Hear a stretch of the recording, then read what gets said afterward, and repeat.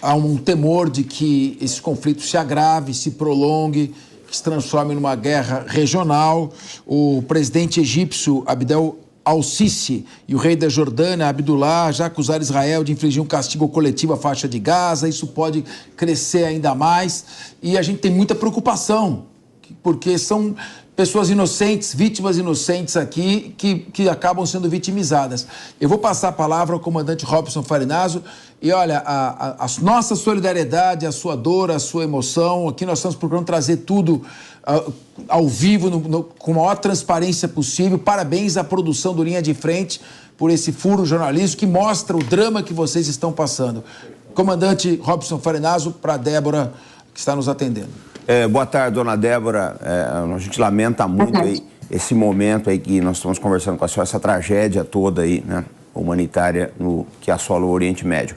Eu queria saber da senhora, como cidadã e como mãe também, né, que eu acho que pesa muito a condição de mãe, ela sempre me sensibiliza muito. Eu acho que as mães, elas sentem o mundo de uma forma muito pungente. Acho que para vocês a dor, ela sempre tem um significado maior. Queria saber o seguinte, a senhora como mãe e como cidadã, o que a senhora espera do governo Netanyahu nesse momento? Olha, eu vou ser muito sincera com você, a gente não está na hora de pensar em Netanyahu ou não Netanyahu.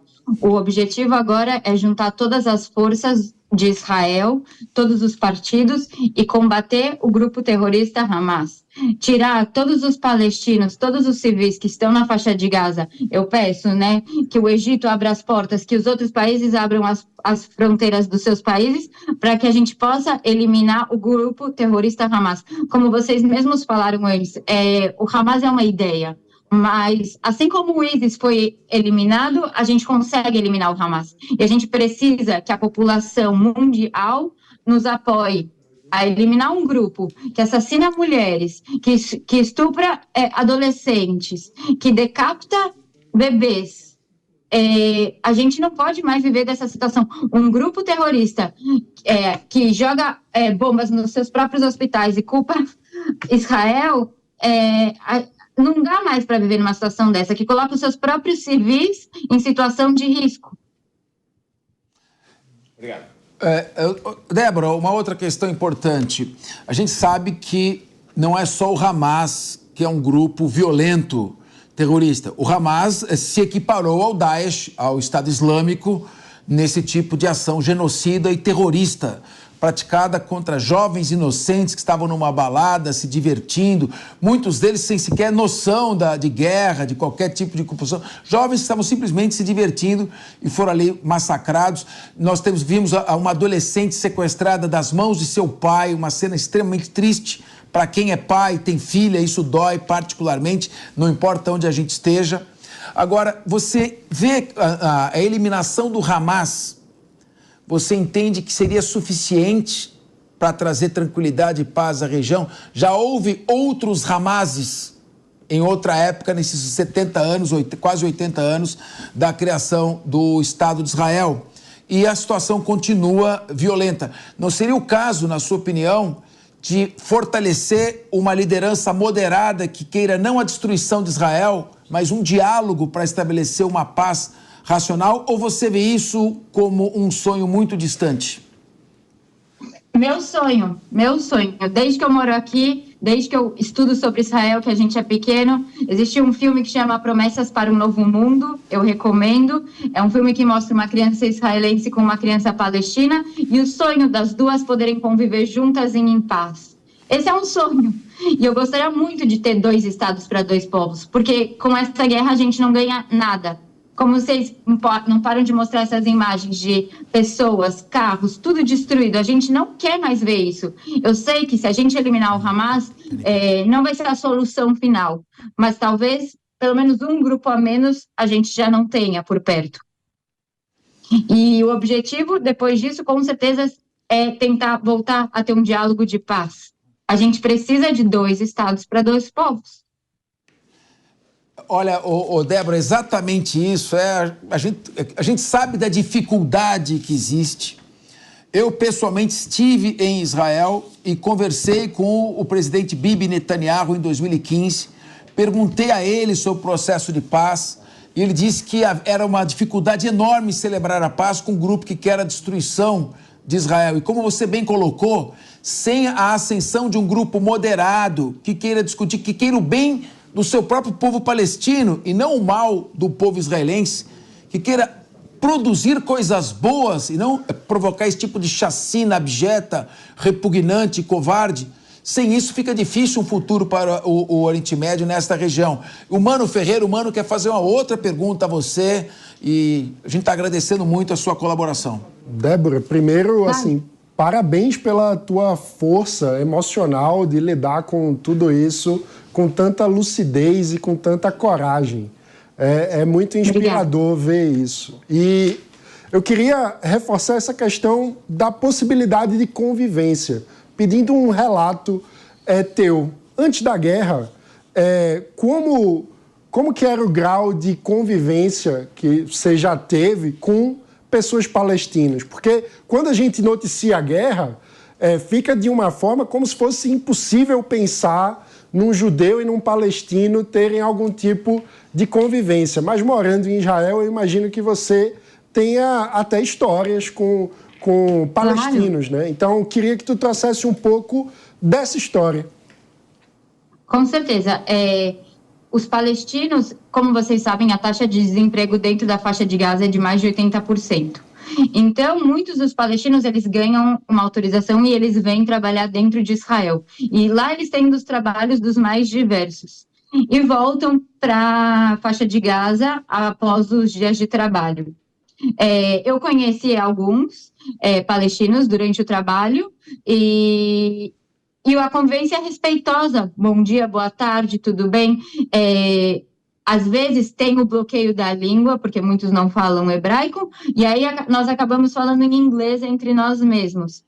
Eu também não falo árabe. E a convivência dos que vêm a trabalho em Israel é pacífica, porque aqui em Israel a gente tem dos mais diversos trabalhos aqui para as pessoas poderem estar fazendo. É um país, por ser um país que sempre que está buscando se evoluir, se desenvolver, tem muita oportunidade de emprego aqui. A Cássio Miranda... Eu não tenho contato, eu não tenho contato assim íntimo com palestinos. O que eu tenho em contato íntimo mais são com árabes israelenses. Inclusive eu fiz meu mestrado com elas e com elas eu tenho sim contato, porque elas acabam vivendo aqui dentro de Israel. Com palestinos eu não tenho esse contato de ter um telefone, alguma coisa assim. A Cássio Miranda. Débora, você nos disse muito bem que neste momento a situação política de Israel pouco importa, porque o objetivo principal de todos é a sobrevivência do Estado de Israel e principalmente a manutenção de uma coesão externa. Eu queria que você falasse um pouquinho se é possível já a gente antever o fortalecimento do Estado de Israel, mas principalmente dos israelenses em termos de cidadania, em termos de convivência interna, se vocês saem mais fortes ou fortalecidos disso. Muito obrigada por essa pergunta, porque o que aconteceu? O povo estava realmente muito dividido. Toda semana a gente acabava fazendo passeatas em prol da democracia e por conta do que estava acontecendo dentro de Israel. Com um conflito desses, a política é deixada de lado. A gente vai pensar que a gente é um povo só. Nós somos irmãos e nós temos que nos ajudar. O povo sai fortalecido. É você andar na rua e ver uma pessoa que está preocupada mais com você na fila.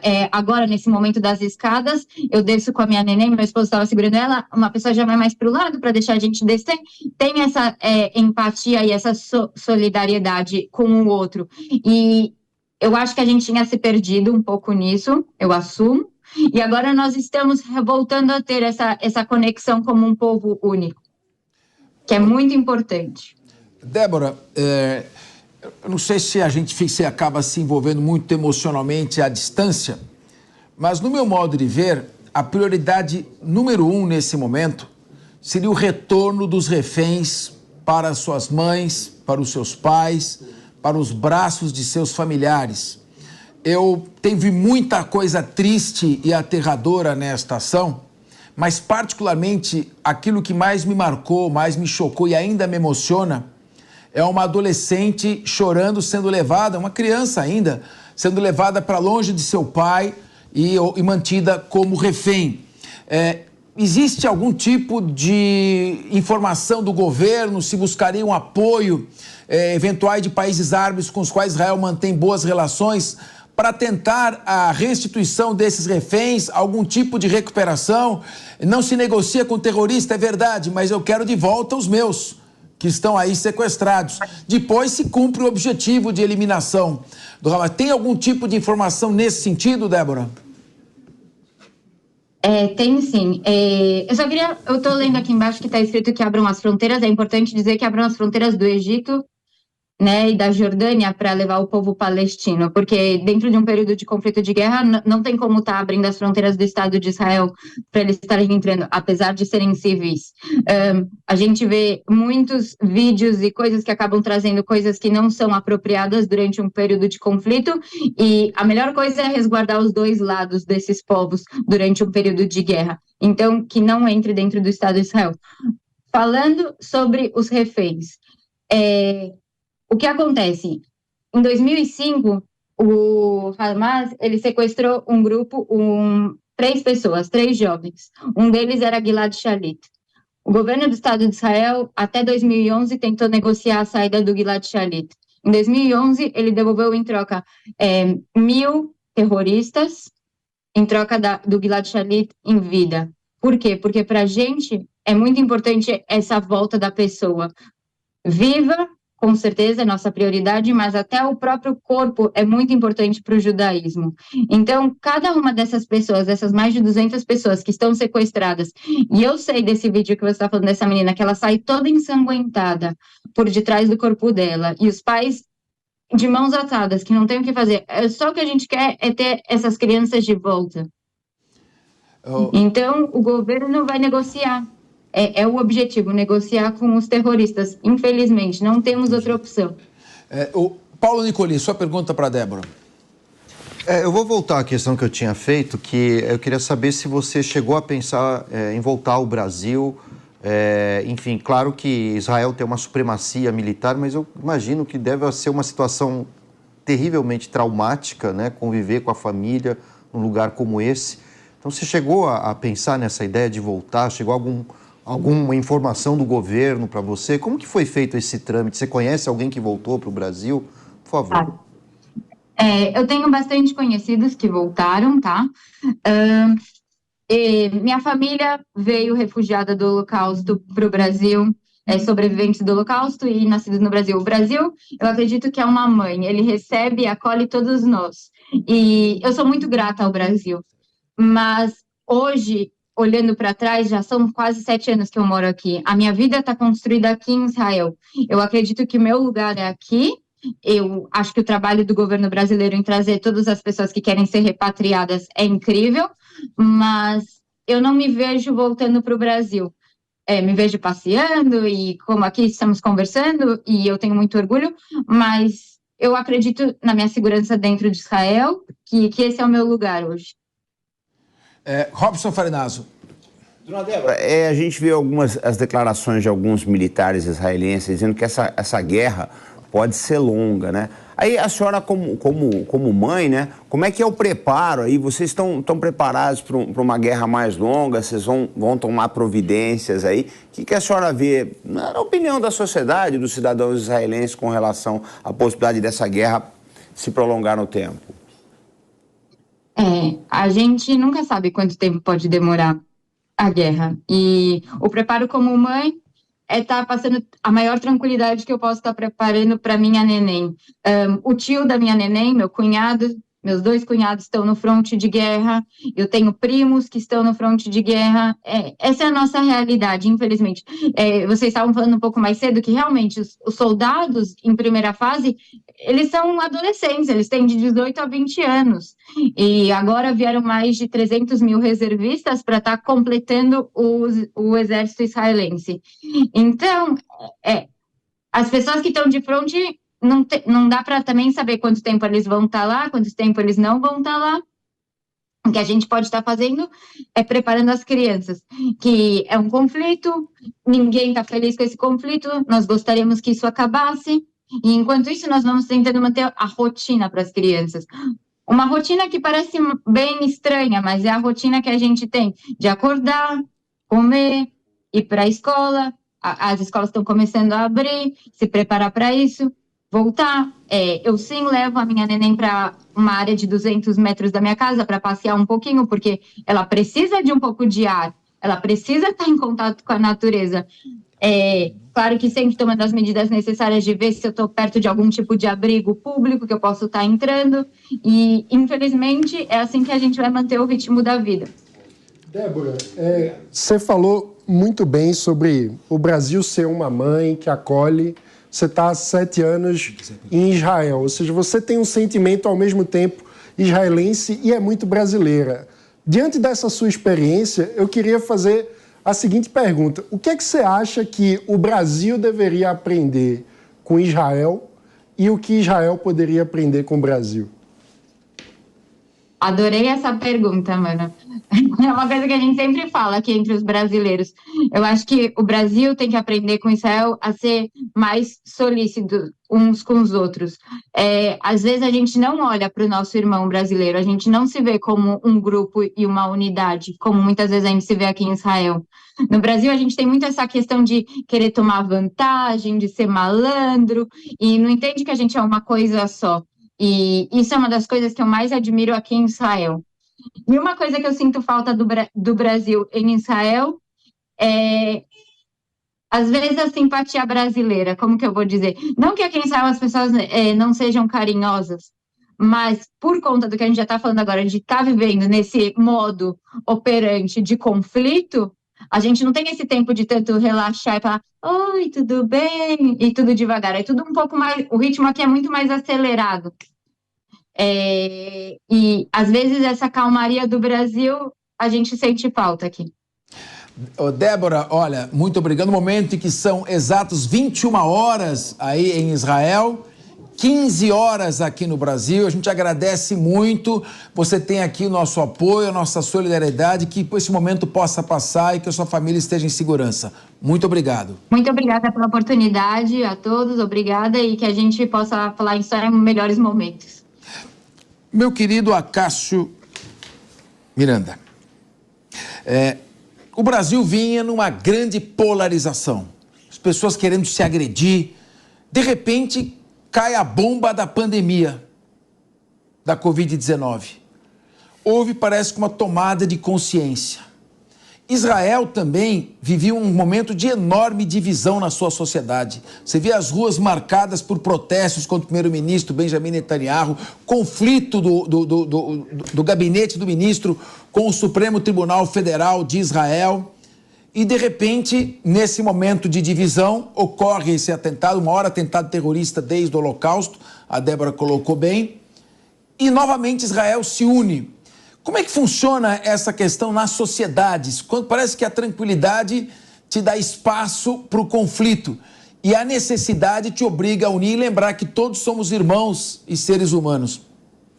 Eu acho que das ponderações da Débora, 2 pontos são importantes de nós levarmos em consideração. Primeiro, respondendo à última pergunta do Mano, ela disse que, por conta da situação do eterno e do constante estado de guerra que eles vivem, eles acabam sendo mais unidos e mais honestos uns com os outros. Em segundo lugar, ela também disse que, neste momento, dadas as circunstâncias, pouco importa o que tenha acontecido lá atrás. E se nós voltarmos 13 dias atrás, quando dos primeiros ataques do Hamas, muitas foram as ponderações dizendo que a fragilidade de Israel naquele momento decorria da própria divisão interna, das disputas internas que Israel vivia naquele momento. Há um trecho de um poema de Fernando Pessoa que diz: do tombo, um passo de dança. Então eu acho que isso já serve como exemplo para Israel e com certeza deveria servir para nós. Nós temos tantas qualidades, tantas virtudes como país e como povo, a gente podia aproveitar esse exemplo e lutar para termos um país melhor e mais unido, principalmente.